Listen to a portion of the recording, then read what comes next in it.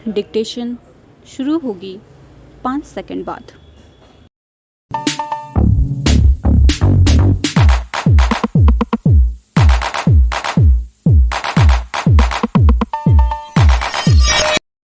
महोदय, मैं दिल्ली के संबंध में भी कुछ कहना चाहता हूँ।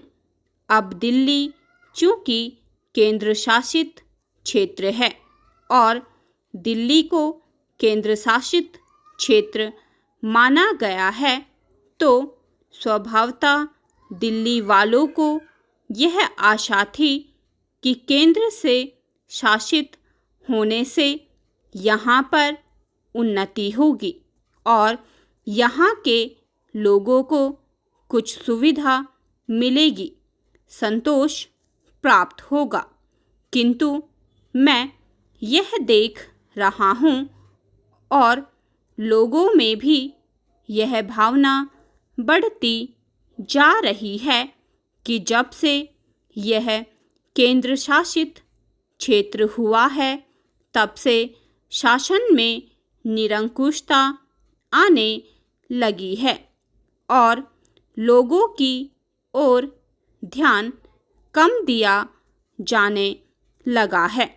इसलिए मैं यह कहना चाहता हूँ कि दिल्ली प्रशासन के पुनर्गठन के ऊपर पुनः जोर दिया जाना चाहिए और हो सके तो उसके लिए एक समिति बैठा दी जाए और उसके लिए सोचा जाए कि दिल्ली का प्रशासन किस तरह का होना चाहिए। मैं चाहता हूँ दिल्ली के प्रशासन के संबंध में आप विचार करें।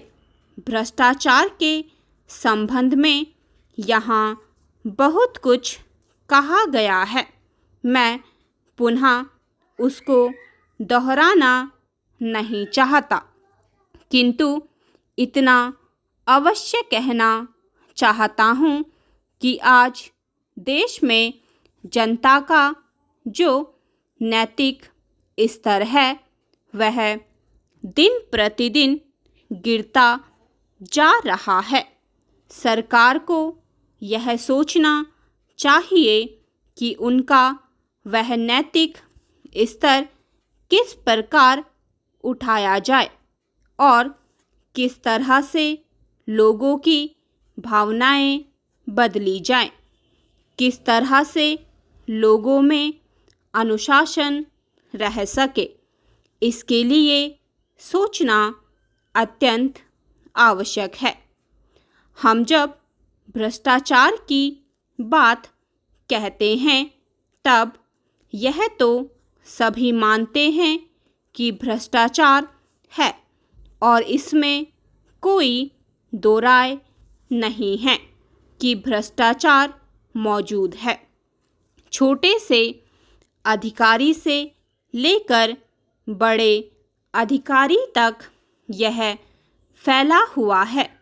भ्रष्टाचार केवल प्रशासन में है ऐसी बात नहीं है, वरन यह लोगों में भी फैला हुआ है।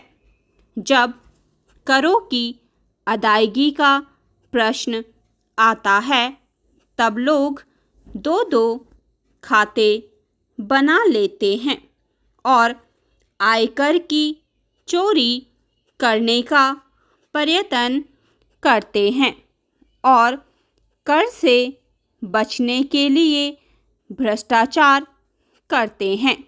जैसे बगैर दोनों हाथ के ताली नहीं बज सकती, ठीक वही बात भ्रष्टाचार के संबंध में लागू होती है।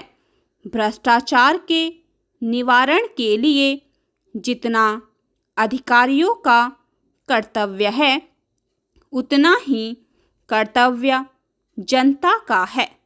अधिकारियों को तो सतर्क रहना ही चाहिए, क्योंकि यह जो संसद है वह कानून बनाकर उनके हाथ में दे देती है। उसका कार्यान्वयन करने के लिए जनता और नौकरशाही को सहयोग से कार्य करना चाहिए।